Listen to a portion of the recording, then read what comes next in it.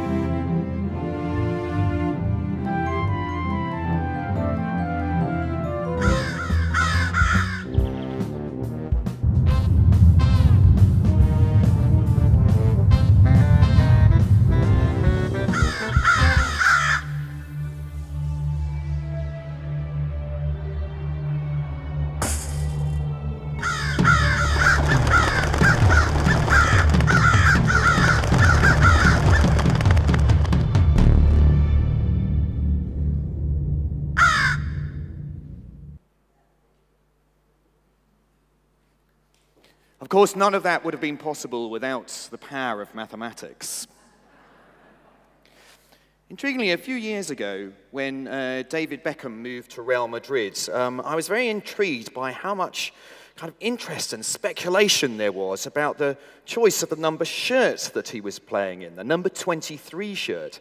It showed me how obsessed people are with different properties of number. In fact, one of your most famous Indian mathematicians, Ramanujan, it was said of him that he used to know every number like his own personal friend. And many people in the media started speculating about Beckham's relationship with this number 23. The most popular theory was the Michael Jordan theory, that in America, they don't know about football. They know about things like basketball and baseball. And so Real Madrid were hoping to sell a lot of football shirts in America by using Michael Jordan's shirt. He was the most famous basketball player. He used to play in the number 23 shirt. So a lot of the British media certainly speculated, all these Americans are going to go buy it thinking it's a basketball shirt, not a football shirt. Real Madrid will become even richer than they already are. Others had a more sinister theory, saying actually Beckham shouldn't be putting 23 on his back. Because if you know your history, you might remember that Julius Caesar was in fact assassinated by being stabbed 23 times in the back. So others said a very bad idea to put 23 on his back.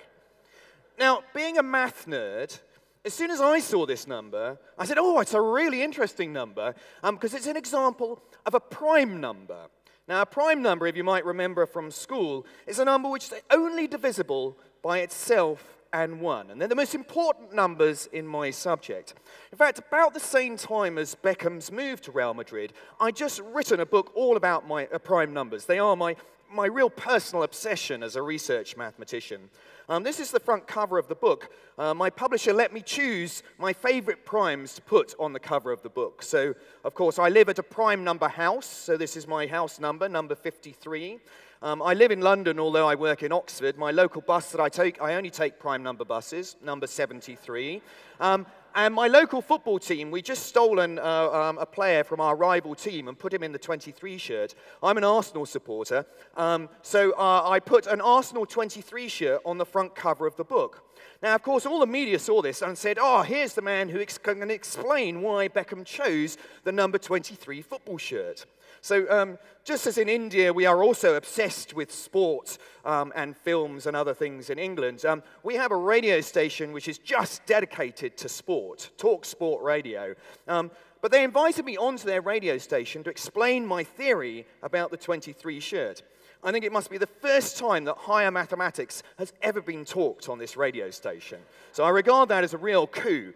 Anyway, on the way to the radio station, I had to start to come up with a theory for why I thought a footballer like Beckham might have chosen a prime number shirt. So I started to think about why primes are important to me as a mathematician. Well, the reason they're so important are they're literally the building blocks of my subject. If you take a number like 105, is that a prime number? No, it's clearly divisible by 5. I can divide it by 5, I get down to 21 times 5. Is 21 prime?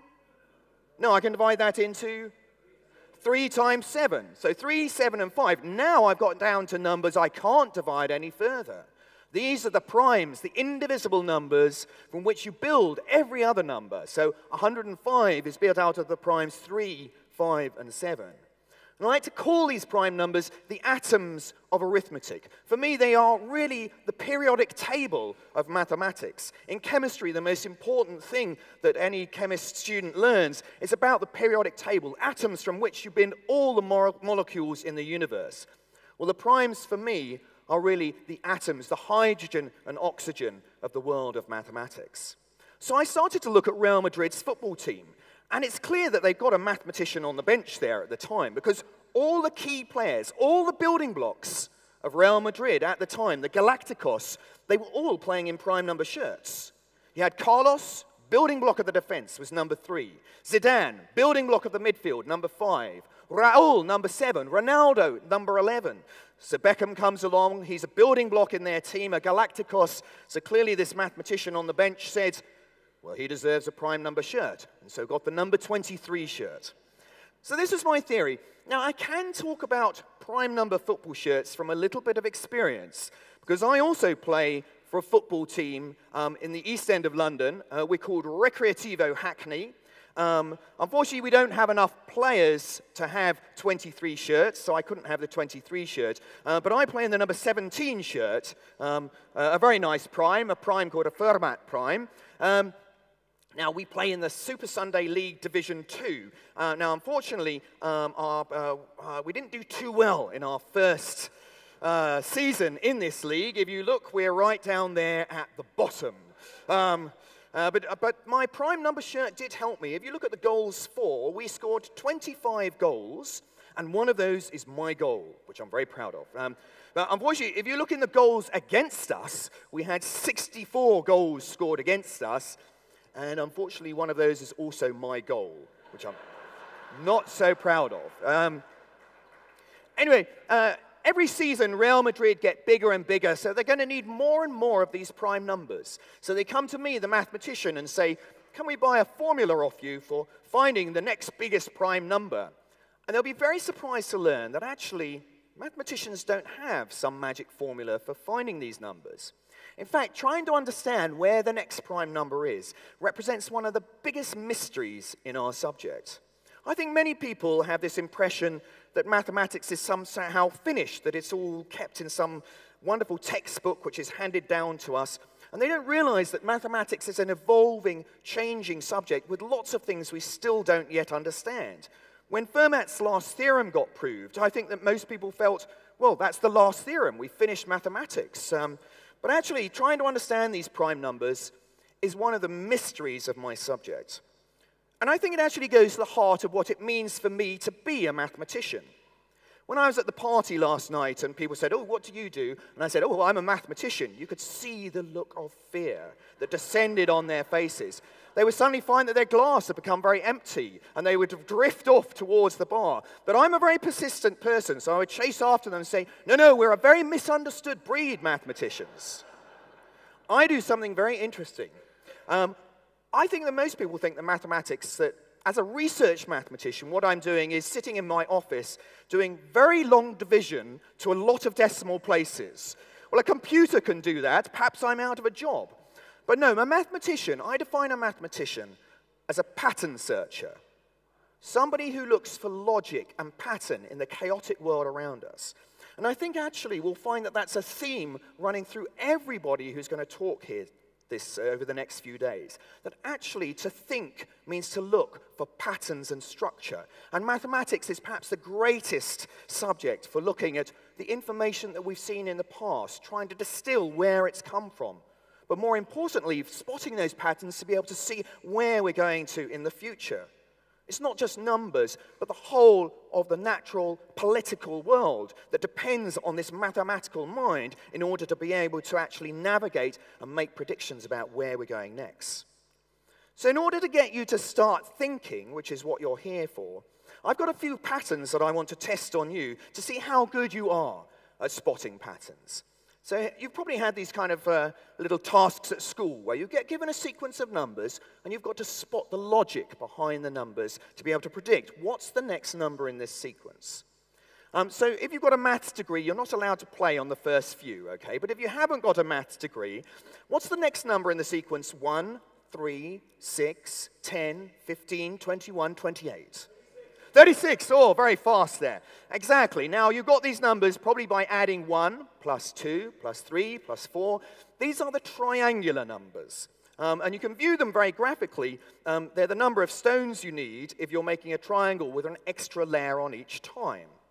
Now, we understand these numbers very well. We have a formula which will help you to predict what the 100th triangular number will be without having to add up all the numbers from 1 to 100. That's somehow the power of mathematics and pattern searching, is that it short circuits a lot of hard work. Actually, mathematicians are very lazy at heart. Okay, if you've read the Da Vinci Code by Dan Brown, you're not allowed to play on this one. But if you haven't read the Da Vinci Code, what's the next number in this sequence? 34. So you're clearly thinking very hard. Good pattern searchers here. 34 is correct. If you didn't get why 34 is next, you add the two previous numbers together to get the next one in the sequence. So 21 plus 34 gives me 55, the next number. Now, these are a very famous sequence of numbers called the Fibonacci numbers, after the Italian mathematician, 13th century mathematician Fibonacci, who realized that they appear all over the natural world. So if you're looking at the world of nature, you find Fibonacci numbers almost everywhere. Take a flower and count the number of petals in that flower. Invariably, it's a number in the Fibonacci sequence. And if it isn't a number in the Fibonacci sequence, that's because a petal has fallen off your flower, which is how mathematicians get around exceptions. Now, intriguingly, although these numbers are named after Fibonacci, he wasn't the first to discover them. And in fact, they were discovered, first of all, here in India, not by mathematicians and scientists, by musicians and poets. They were actually looking at how many different rhythm structures that you can get with long and short beats, both in poetry and music. It was exciting to explore the different possibilities. So if you have long and short beats, and I have 4 beats in the bar, there are 5 different possibilities. I can do 4 short beats, or I can do short, short, long, or short, long, short, or long, short, short, or long, long. 5 different possibilities. Now, if you have 5 beats in the bar, I can add a short beat to all of those, and so I'll have 5 more rhythms. But I could also take the ones with 3 beats in the bar and add a long beat to those. So by adding the 2 previous numbers together, we'll be able to tell that there are, in fact, 8 different rhythms with long and short beats with 5 beats in the bar. And if I want to know 8 beats in the bar, rather than working them all out, I can use this pattern to be able to predict how many rhythms there are. So in fact, these numbers should not be called the Fibonacci numbers. One of the people to write about these numbers, record their relationship to music, was actually Hamachandra. So in fact, they perhaps should be called the Hamachandra numbers rather than just the Fibonacci numbers. Okay, you've done very well so far. What about the next sequence? 1, 2, 4, 8, 16. Well, actually, 31 is the next number in this sequence. I agree that 32 looks an obvious choice, but you have to take care in this game, because patterns might be going one way and then can veer off in a completely unexpected direction. So let me tell you why 31 has an equal right to be the next number in this sequence as much as 32. You thought it was just doubling up. But actually, these are the circle division numbers. If I take a circle and put 1 point on the circle, then I just have one region, the circle in the middle. Now I'll put 2 points and join the points up. The circle is divided into 2 regions. Put another point, join all the points up. I have a triangle in the middle and 3 regions around the outside. That's 4 regions that the circle's been divided up into. Now put another dot, 4 dots, join them all up. You get this little envelope in the middle, 4 regions there, 4 around the outside. You've got 8 regions. You start to think you're spotting a pattern. So sure enough, when you add another dot, you've got 5 dots. You join those all up. You have this lovely 5-pointed star with a pentagon around it. You count the number of regions here. You have 16 regions. Now you're sure you'll know what's going to happen next because you can see the numbers doubling each time. But if you predict that 32 is the next number of regions you'll get, you'll be wrong. In fact, you can try this later on your pieces of paper and with your pencils. If you put 6 dots around the circle, however you arrange them, you cannot get more than 31 regions. So there is a warning here, and it's an important warning. You might think a pattern is going one way, a very obvious pattern, but there could be unexpected surprises on the way. And in fact, that's the joy of doing mathematics, is the fact that things aren't always too obvious. Now, we have a formula for counting the number of regions. It's slightly more complicated than the other formulas. You take the number of points, raise it to the power 4, and do various other things, and you'll get the number of regions on this. So we can actually predict the number of regions that you'll get when you're dividing up the circle. Okay, here's a slightly more challenging sequence. If you have a maths degree, you can play now. 2, 9, 10, 11, 13, 16. No, a little bit quieter now. You're also cocky over here, shouting out triangular numbers. Yes, Fibonacci, I know those. 20. It's close, but keep on working on that formula. Well, if you could get the 26 was the next number in that sequence, I recommend you buy a lottery ticket this weekend because, in fact, these were the lottery ticket winnings for the lottery in England on the 28th of September. Another warning, not everything has patterns. Okay, choose your battles carefully. Now, of course, the next sequence, unfortunately, I don't have a formula for these numbers. If I did, I wouldn't be here talking to you now. I'd be on some tropical island enjoying myself. But now, of course, the next number sequence is the sequence at the heart of my talk, the ones I am obsessed with, the prime numbers, which go from 19 to Beckham's number 23, then 29. But intriguingly, if you look at these numbers and you try to make some predictions about where they're going to go next, try and find a formula, it never seems to work. In fact, there seems to be more connection between these prime numbers and the lottery ticket numbers than between the primes, the Fibonacci, and triangular numbers. The primes seem to have some inherent sense of randomness and chaos in them, which is kind of frustrating for me as a mathematician. They're the building blocks of the whole of mathematics. Yet our subject, the subject for the search for patterns, seems to be based on a sequence of numbers, which as you look them down, you can extend the sequence further, try and see if you can spot any patterns. But you'll find that any pattern you think is there suddenly just disappears in your hands as you try and count further and further. Now, intriguingly, the first people to discover the primes and to start to explore their properties were not humans at all, but in fact a curious little insect in the forests of North America. This insect, it's a cicada. Now, you have cicadas here, but this is a very special cicada that you can only find in the forests in North America, which has this very curious lifestyle. It hides underground doing absolutely nothing for 17 years. Then after 17 years, the cicadas emerge from the ground en masse, almost on the same day. They fill the forest. This is the sound of one cicada. You have to multiply this by several million of these things. Actually, the sound of the forest is so loud that residents generally move out of the area because it's so unbearable. And they party away, they eat the leaves, they mate, they lay eggs, and then after 6 weeks of partying, they all die. And the forest goes quiet again for another 17 years before the next brood arrives. Now, it's absolutely amazing. There's nothing in the natural cycle which has a 17-year cycle to it. So how on earth these cicadas manage to count to 17 is already quite an amazing feat. But why are they choosing a prime number, 17, my favorite prime number, in order to be able to hide underground? Okay, here's a slightly more challenging sequence. If you have a maths degree, you can play now. 2, 9, 10, 11, 13, 16. No, a little bit quieter now.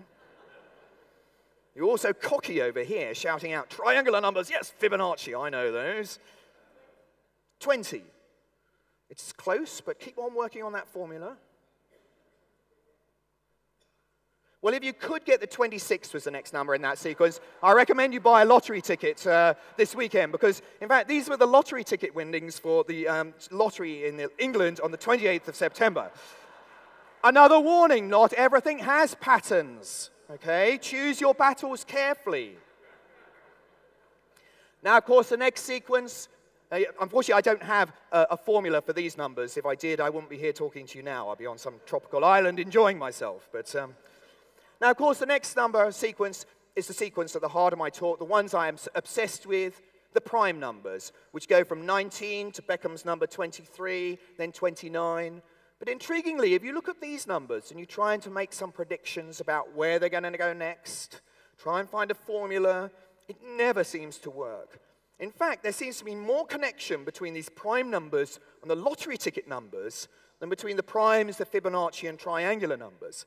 The primes seem to have some inherent sense of randomness and chaos in them, which is kind of frustrating for me as a mathematician. They're the building blocks of the whole of mathematics. Yet our subject, the subject for the search for patterns, seems to be based on a sequence of numbers, which as you look them down, you can extend the sequence further, try and see if you can spot any patterns.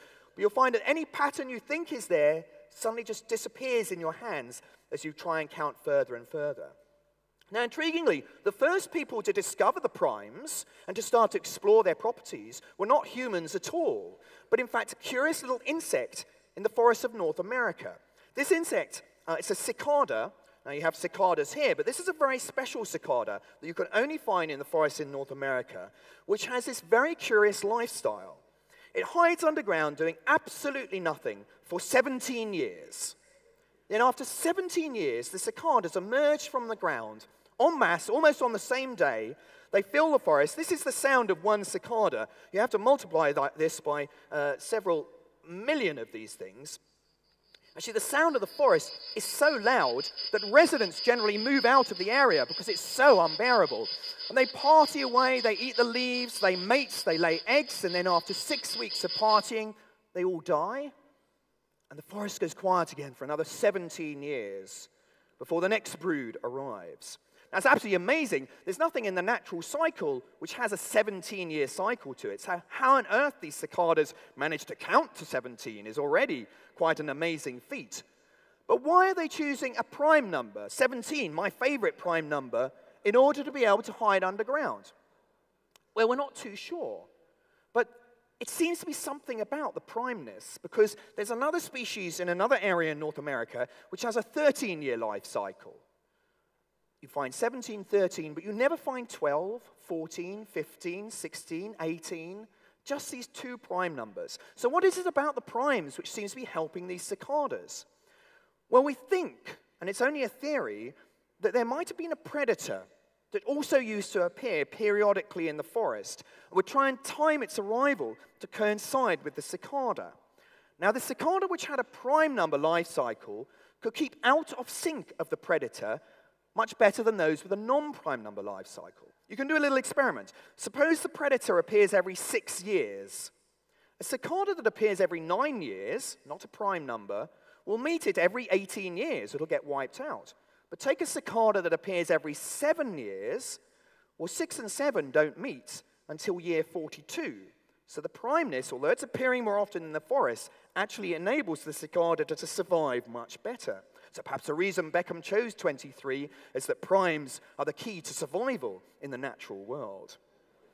Now, although the cicadas have been using evolutionary tactics to understand the primes, it's the mathematical mind, the analytical mind, which is the one which really started to get to grips with these numbers. And perhaps Euclid represents the beginning of mathematics as a subject of proof, proving things with 100% certainty. That is something that mathematics can do, which I think no other subject can. Science is more a process of evolution. It's the survival of the fittest theory. But mathematics is the only subject, I think, where we're still teaching the discoveries of the ancient Greeks to our kids today. The discoveries the ancient Greeks made are as true today as they were 2,000 years ago. And that's the power of mathematics, that you can prove things with 100% certainty.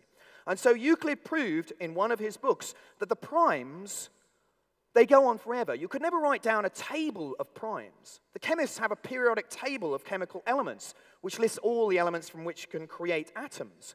It's a finite table. It has something like 120 atoms, some of them unstable or towards the end. But if we tried to write down the primes in a big table, a periodic table, we would be writing forever, because Euclid proved that these primes go on forever. So we have a much more difficult task than the chemist who can just list their primes. Now, intriguingly, this is the largest prime number we've so far discovered. It's 2 to the power 43 million, which is 112,609, and then you take 1 off that number. Now, this is a very large prime number. It has 13 million digits. If I read it out aloud to you now, I would have that woman ringing her bell very loudly at me, because it would take me 2 months. But actually, it's intriguing that although this is the biggest we've so far discovered, we know that there are infinitely many more beyond that. But it's somehow a mark of the fact that we do not understand these numbers well enough that this is the biggest one we can so far find. In fact, there's somebody who broke the 10 million digit mark actually won a prize of $100,000 for finding that. And anyone who breaks the next sort of milestone, which is 100 million digits, there's another prize out there for them. But actually, the biggest prize is trying to understand a pattern inside these prime numbers. For that, there is, in fact, $1 million prize from the Clay Institute in America, because it is so important. Now, it's important to me as a mathematician because these are building blocks of my subject. But why should it be important for society as a whole? Well, actually, we are putting the whole of our security online. Every time we send our credit card, we are using properties of prime numbers to keep that credit card safe and protected. The codes that are used to protect the digital world all depend on these prime numbers. I said that if you take a number like 105, you could break that down into its primes, and you did that very easily into 3 times 5 times 7. Actually, what you did there without knowing it was crack an internet code. Because the codes that are being used on the internet take a big number, slightly bigger than 105. This number here, for example, is not a prime number. It's a bit like salt. It's made out of a sodium and a chlorine. But what is the 2 atoms that built these 2 numbers? If you can crack this, you will crack the codes that are being used on the internet. So this number here is 2 prime numbers multiplied together.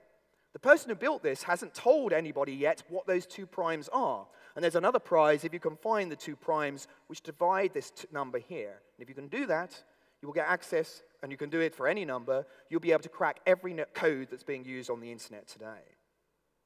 Now, I decided my football team was doing so badly in their first season that I would take a little bit of a hint from Beckham's move to Real Madrid, choosing this 23. And so the next season, I decided if we're going to do something about getting off the bottom of the league, we better do something. So I persuaded my team to change their kit. I told you I played in the number 17 shirt, so here's our new kit. So here's my 17 shirt, which I borrowed for this weekend. I persuaded every member of my team to play in a prime number now. So we play 2, 3, 4, 5, 7. So here we are coming out to play. Let me show you. Oops.